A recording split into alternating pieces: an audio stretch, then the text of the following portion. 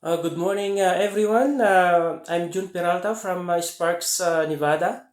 I want to talk to you about something very special about the uniqueness of the Bible. It's a book that many of us read in love, but have you ever thought about what makes the Bible so different from any other book in the world? So let's pray.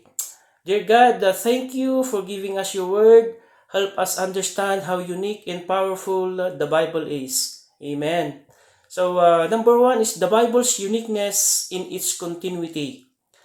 Scripture's reference in Second Timothy chapter 3 verse 16, all scripture is God breathed and is useful for teaching, rebuking, correcting, and training in righteousness.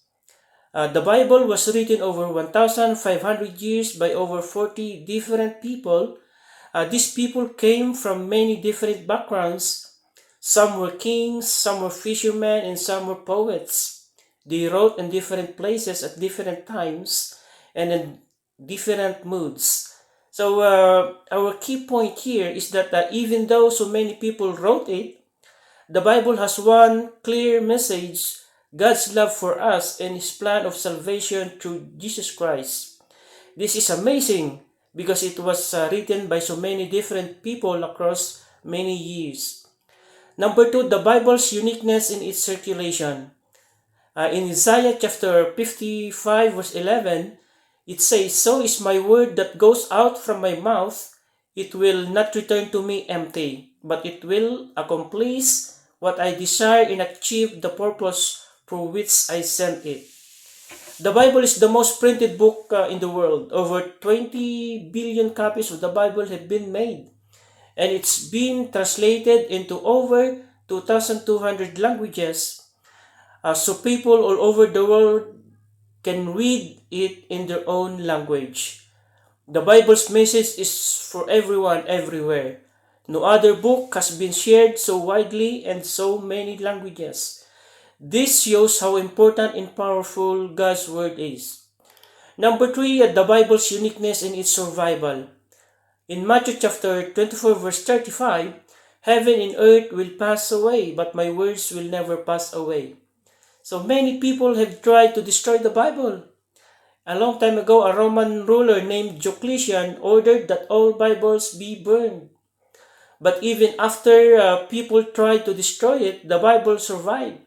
In fact, not long after, a ruler named Constantine ordered that many copies of the Bible be made.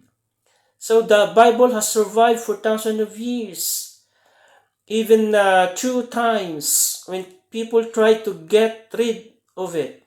This shows that God's word is strong and cannot be stopped. Number four, the Bible's uniqueness in its teachings. In John chapter 14 verse 29, I have told you now before it happens, so that when it does happen, you will believe. One of the things that makes the Bible so unique is its prophecies. The Bible talks about the things that would happen in the future, like the coming of Jesus. And these things came true just as the Bible said they would. Other books don't have prophecies like the Bible. The Bible's prophecies shows us that it is from God, and they prove that He knows the future. Number five, the Bible's uniqueness and its impact. Our scripture reference can be found in Hebrews chapter 4 verse 12. For the word of God is alive and active, sharper than any double-edged sword. It penetrates even to dividing soul and spirit, joins in marrow. It judges the thoughts and attitudes of the heart. The Bible is not just a book of old stories. It is alive and powerful. When we read it, it can change our hearts and guide us in life. It speaks to us today just as it did when it was first written. No other point has the power to change lives like the Bible. It has changed the hearts of millions of people around the world, and it continues to do so today. So my conclusion is that the Bible is unique because it was written by many people over many years. but it has one clear message. It has been shared with people all over the world and has survived through time. Its prophecies have come true, and it still has the power to change lives today. To God be all the glory and praise.